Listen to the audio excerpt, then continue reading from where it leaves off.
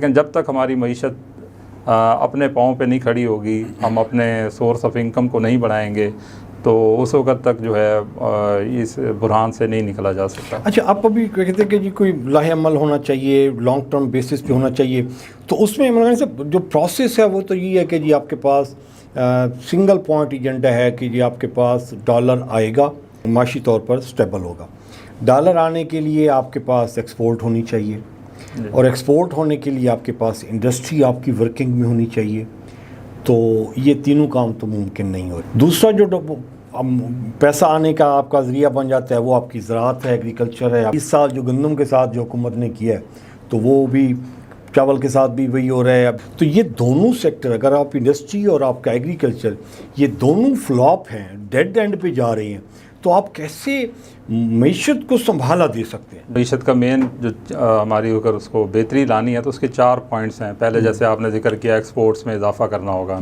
दूसरा foreign remittance है। तीसरा डायरेक्ट इन्वेस्टमेंट है।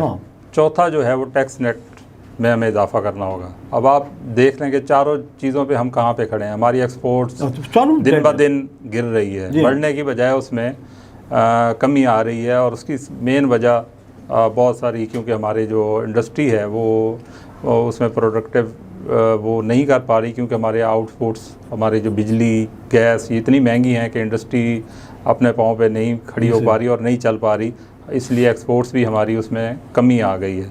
दूसरा फॉरेन रेमिटेंस है, वो उसमें अगर हमारी हुकूमत पे लोगों को एतमाद होगा, जो बाहर हमारे बैरून मुल्क गए हुए हैं लोग, वो फॉरेन रेमिटेंस इतनी बड़ी तादाद में भेजें, डॉलर्स आएँ यहाँ पे, तो उससे भी हमारी मईशत को सहारा मिलेगा।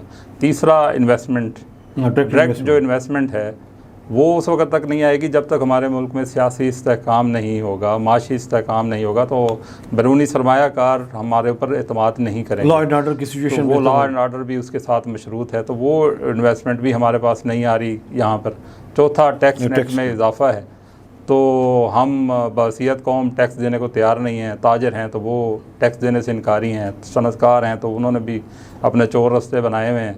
और माजरत के साथ हमारी हुकूमत और FBR ने भी, जो सिर्फ टैक्स देने वाला जो तबका है, बजाय इसके कि उस टैक्स देने वाले जो नेटवर्क है उसमें नेट में उसमें इजाफा किया जाए, नंबर बढ़ाया जाए, जो लोग टैक्स पे कर रहे हैं उन्हीं के ऊपर ही ज़्यादा दबाव डाला जा रहा है। फिर साफ ज़ाहिर वो चोर रस्ते ढूंढते हैं, ताजर हो गए, सनतकार हो गए।